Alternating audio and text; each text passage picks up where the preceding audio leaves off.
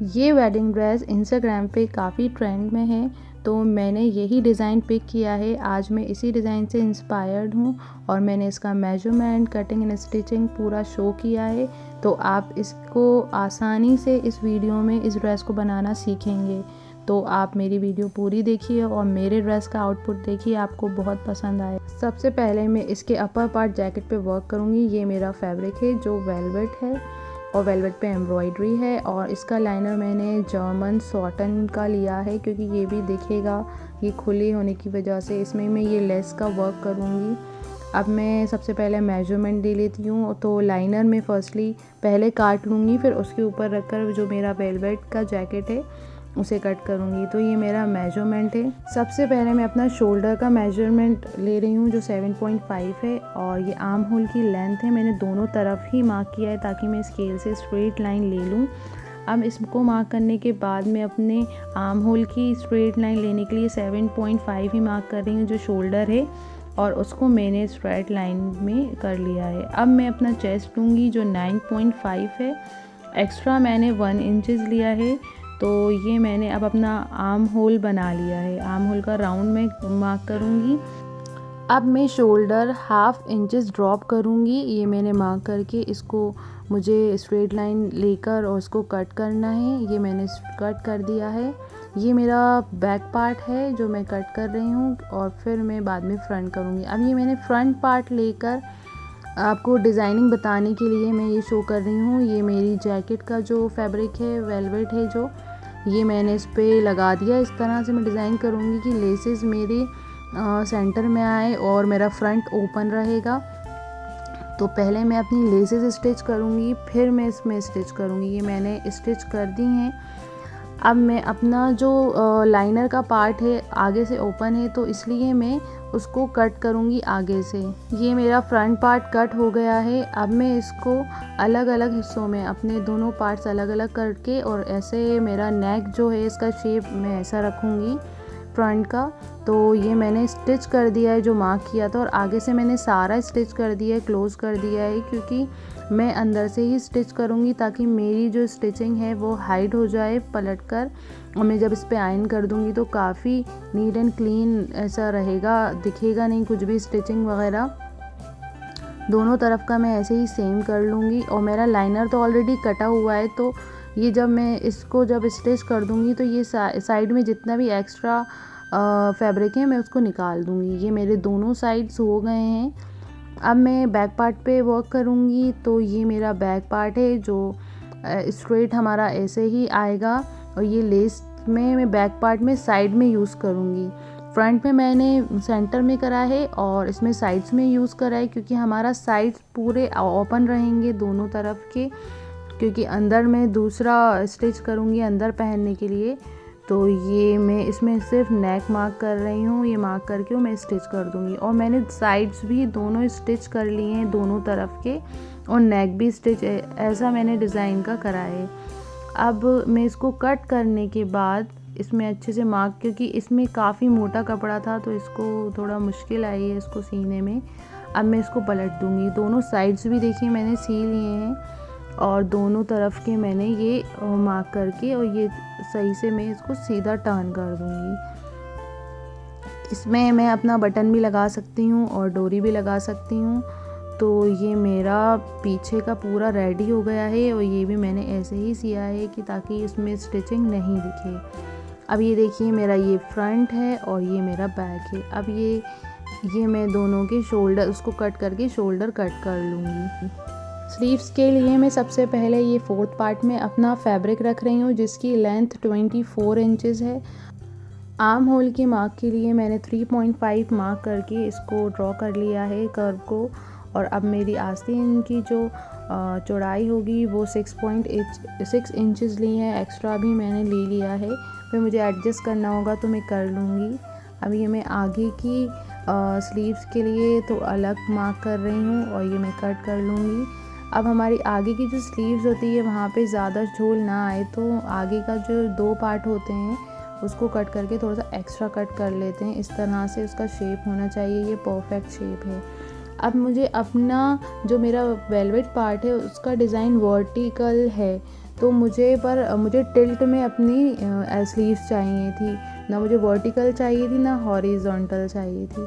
तो मैंने उसको इस तरह से अपना स्लीव्स काट के इस तरह से टेढ़ा करके रखा है ताकि मेरी स्लीव्स टिल्ट हो जाएं, टिल्ट डिज़ाइन उसमें आए, क्योंकि सीधी स्लीव्स बिल्कुल भी अच्छी नहीं लगती। ये देखिए इस तरह से मेरी स्लीव्स आएंगी।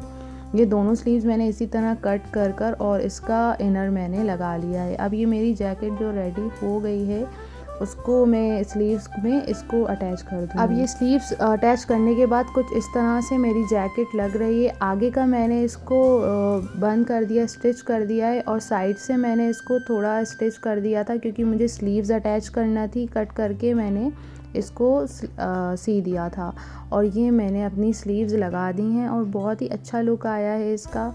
यहाँ पे मैंने डोरियाँ भी लगा दी हैं साइड्स में। मैंने साइड्स में डोरियाँ लगा दी थी, इसलिए मैंने फ्रंट में नहीं लगाई हैं। तो ये मेरी स्लीव्स दोनों, ये देखिए इस तरह से मेरा स्लीव्स का लुक आया है क्योंकि मैंने टिल्ट इसको कट किया था, तो ये ज़्यादा बेटर लग रहा है। अगर सीधी स्ट्रेट होती तो ज़्यादा अच्छा नहीं लगता। और दोनों तरफ मैंने डोरी भी लगा दी है। ये मैंने लटकन जो खुद ही बनाया है लेस से डिज़ाइन करके, इसका ट्यूटोरियल भी मैं आपको वीडियो में दूँगी। अब मैं इसमें जो अंदर की फ़्रॉक है उस पर वर्क करूँगी। ये मेरा फैब्रिक है जो शिफॉन फैब्रिक है, इसमें शिमर भी है और ये उसका लाइनर है। और इसका गोल्डन मैंने अंदर इसलिए बनाया कि उसमें जो मेरा ये वेलवेट पार्ट है तो ज़्यादा हाईलाइट हो। अब इसका मेजरमेंट मैं ले लूँगी, आपको शो कर रही हूँ। इसका मेजरमेंट ऑलमोस्ट सेम रहेगा और मैं इसकी चोली थोड़ी छोटी बनाऊंगी। वैसे नॉर्मली हमारी चोली 14 इंचेस की होती है, मैंने इसको 12 इंचेस की स्टिच करने के बाद मुझे बनाना है, तो मैं इसको 13 ले रही हूँ क्योंकि मेरा 1 इंच कम हो जाएगा स्टिचिंग में। तो ये मेरे मार्क मैंने लगाए हैं और मेजरमेंट आपको शो हो ही रहा है। एक्स्ट्रा मैंने 1.5 इंचेस लिया है। ये मैं स्केल से इसको मार्क करके अपना आर्म होल बना लूँगी, नेक ले लूँगी। इसमें मैंने बोट नेक बनाया है, अंदर की जो मैं फ़्रॉक बना रही हूँ उसमें बोट नेक है। तो 4 इंचेस मैंने लेकर इसको स्ट्रेट लाइन खींचकर उसको कर्व करके मैं ये सारा काट लूँगी। मेरे लाइनर का फैब्रिक कौन सा है ये मेंशन करना मैं भूल गई थी, तो ये क्रैप है। मैं हमेशा लाइनर में अपने वेडिंग ड्रेसेस के जो लाइनर्स होते हैं मैं उसमें ज़्यादातर क्रैप यूज़ करती हूँ। अगर वो शो हो रहे होते हैं तो मैं जर्मन सॉटन या सैंटून यूज़ करती हूँ। तो सॉटन हमें थोड़ा सा ज़्यादा पड़ता है, प्राइजेस थोड़े ज़्यादा होते हैं। सबसे बेस्ट मुझे क्रैप ही लगता है क्योंकि उसके साथ काम करना भी बहुत आसान होता है और वो अंदर होता है तो उतना ये शो भी नहीं होता है। तो क्रैप इज़ बेस्ट रहता है लाइनर के लिए। अब ये मैंने अपनी दोनों चोलियाँ काट ली हैं और ये मैन फैब्रिक पे मैं इस तरह से रख के कट करूँगी क्योंकि ये जो शिफॉन है ये काफ़ी मुश्किल था इसके साथ काम करना, क्योंकि ये जहाँ से भी हम इसको पकड़ते हैं वहाँ से एक खिंच जाता है। तो इसको मैंने इसी तरह से रख के काटा था। अब मैं इसको लाइनर को और मैन फैब्रिक को अटैच करूँगी।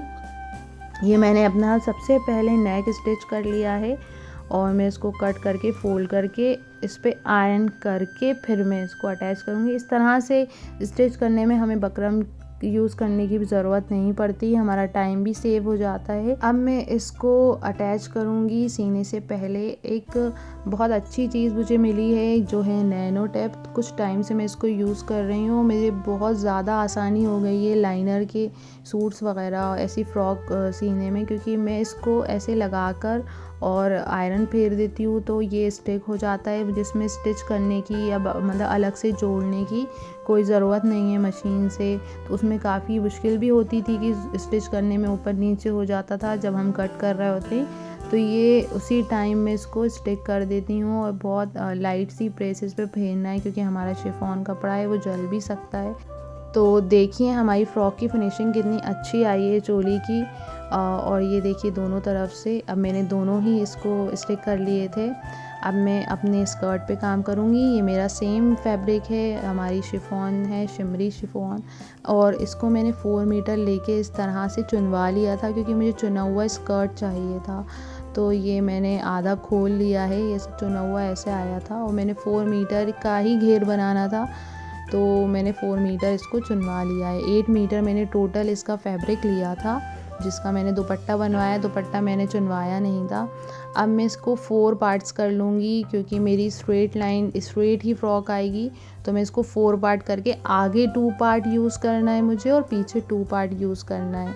और इसको कट करने में थोड़ा सा कन्फ्यूजन ये हो जाता है क्योंकि ये चुना होता है तो ये ऊपर नीचे हो जाता है, तो मैं इक्वली चारों पहले इसको नाप कर कट कर लूँगी, फिर मैं स्टिच करके इसको बाद में बराबर भी कर लूँगी।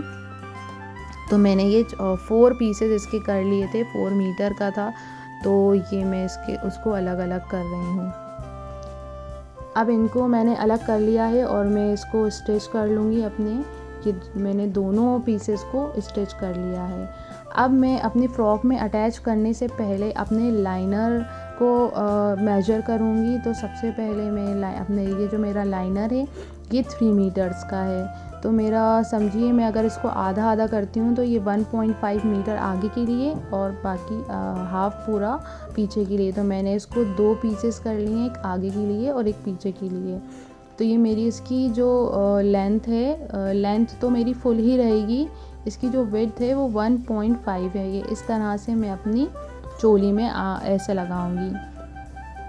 अब ये मैंने इसको प्लेट्स बना ली है और अपने अटैचमेंट से पहले ही अटैच कर लिया। उसका मेजरमेंट जितनी चौड़ाई थी मेरे पास अपनी चोली की उतना ही मैंने इसको घेर ले लिया था।